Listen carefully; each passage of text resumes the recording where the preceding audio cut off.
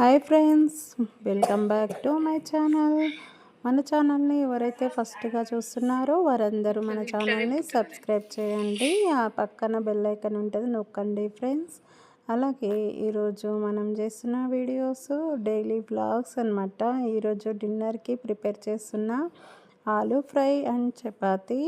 ఇప్పుడైతే ఫ్రూటీ ఆలు కట్ చేయమని నాకు ఇచ్చింది. తనైతే చపాతీ కాలుస్తుందనమాట. నేను చపాతీ ఆల్రెడీ పిండి కలిపి పెట్టుకొని తనకి చెప్పాను. తను అక్కడ చపాతీ అయితే సగం చేసింది, మళ్ళీ నాకు ఇచ్చేసింది. చపాతీ అయిపోయిన తర్వాత నేను ఆలు ఫ్రై అనేది స్టార్ట్ చేసిన ఫ్రెండ్స్. అలాగే మనము ఈరోజు వీడియోలో ఒక విషయం గురించి అయితే మాట్లాడదాము. పునర్విక అమ్మాయి. పునర్విక చాలా చిన్న అమ్మాయి అన్నమాట. తనకి SMADN వ్యాధి అని, అది 16 కోట్లంట ఒక ఇంజెక్షన్కి. తనకి సాయం చేయాలని, మంచి జరగాలని అక్కడ ఆంధ్ర మొత్తం మనీ అంతా కలెక్ట్ చేస్తున్నారు.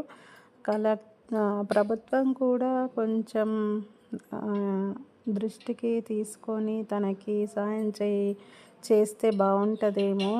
ఆంధ్ర జనాభా ఒక 5,000 కోట్ల జనాభా.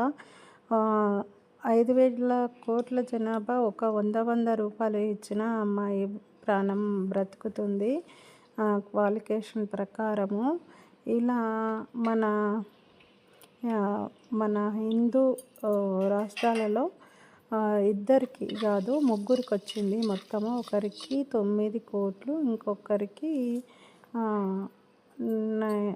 9, ఇంకొకరికి 13, 10 అన్నారు ఫ్రెండ్స్. నేనైతే వీడియో చూసిన, మర్చిపోయినా. కానీ ఇలా వ్యాపిస్తున్న చిన్న చిన్న పిల్లలకి ఇంత కోట్లు పెట్టి ఇంజెక్షన్స్ మనము ఇప్పియలేము.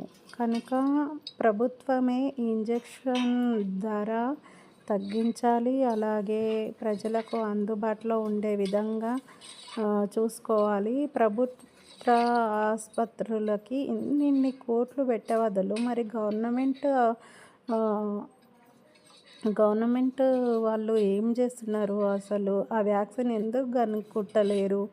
గవర్నమెంట్ వాళ్ళు అంత ఖరీదైన వ్యాక్సిన్ బయట తెచ్చుకొని పిల్లలకి ఇవ్వడం ఏంటిది? మళ్ళీ ఇక్కడున్న డాక్టర్లు ఏం